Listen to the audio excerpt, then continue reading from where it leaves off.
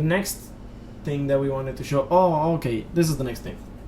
So I can start with it that one of my morning routines every single morning has been to water the plants. It starts at like 7:30, and then some of them I need to water at like 8, just because different plants get lighting at different times, depending on when they are in the house.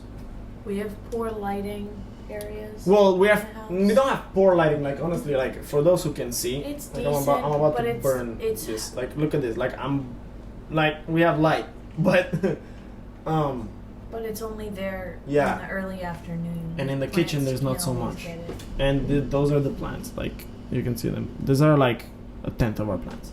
And well, I water them every morning. Whatever. I like it. I've grown up with my mom. You know, she always loved having a lot of plants, and she always loved talking. Like she told me, like if you put music for them and you talk to them, you know, like not start talking to your parents, but you tell them, hey, good morning or whatever. Like they like that stuff, and they will grow bigger. And I didn't, you know, I grew up believing that, and then it turned out like a lot of studies actually showed that that was true. But whatever, I'm deviating. Lately, you know, because of all this crazy quarantine and stuff, I've been a lot more involved in learning about plants, about trees, about, you know, all those kinds of things. And, you know, we're all undergoing these crazy changes, so we're all trying to find our thing again. And, you know, might be a phase or whatever, but having plants around the house, and I'm very thankful, you know, that you've done that. Having plants around the house has made me realize just how incredible the process of a plant is. Like, we planted a little seed, and then it grew into this whole plant, and you get to see all its stages and all of, like, you know, you water it every day, and you learn its phases with the sun, and you learn how to, like, adapt to it, and you learn to see its patterns, and it's beautiful, you know. And I just think that, wow, I never got into these things when they were very present in my life, like biology. Biology class for me was like dreadful. I hated it because I had to learn about fucking plants from a textbook.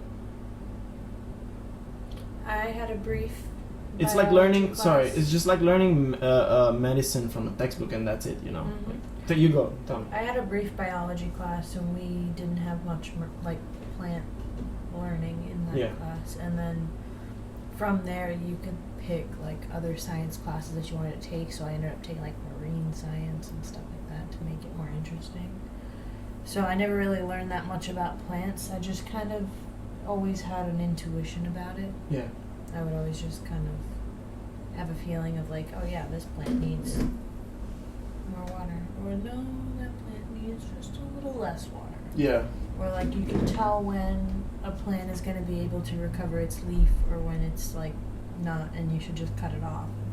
Yeah, like we try to leave some of our plants with some water, like an automatic irrigation system. The last time when we left to like go on holiday, and when we came back, well, it was just like failing from the beginning, because it was definitely designed for like bigger plants where the exact quantity of water didn't really matter, you know, like you could overwater them, but these ones were like small pots, and it would drip so much more water than we needed, and we were scared that it was going to like water the plants, and so we made it go into 2 other bowls where, you know, we kind of like split the water so it would kind of like hopefully water the plants enough, and then it didn't end up watering the plants enough, and they were about to die. And then we watered them, and then like we recovered them, and we were like, wow, I couldn't believe, like they were looking like that's it, like they were done. They were dried up, they were wilted. And they're like, well, they're blooming right now. Yeah, it's they're crazy. Healthier than they've ever been. We almost put them into like a health shock. It was pretty cool, because now they're even stronger. Yeah, they're so much stronger, and it's like, it's interesting, we kind of condition them, right? Yeah.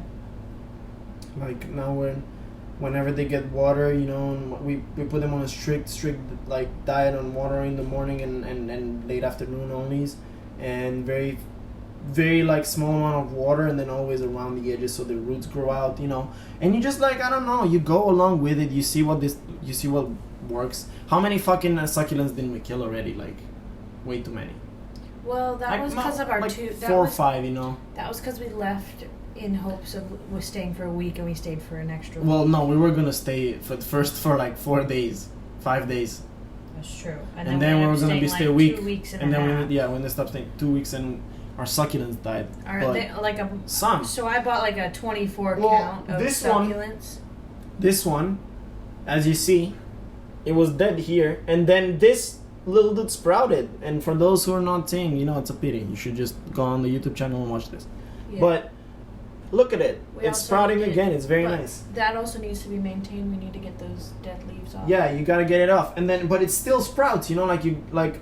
A plant finds this way of like the cycle of a plant is what interests me the most. Yeah. And going back to, like I told you in biology class, they just told me like, oh yeah, this is photosynthesis, and then learn how the cells go through the walls. I'm like, okay, this is really, really cool, but teach me about like the process of a plant within its environment. Like, what is the bigger picture? Because I feel like all these school books go into detail about the fucking plants, like, and how they reproduce and all that, and they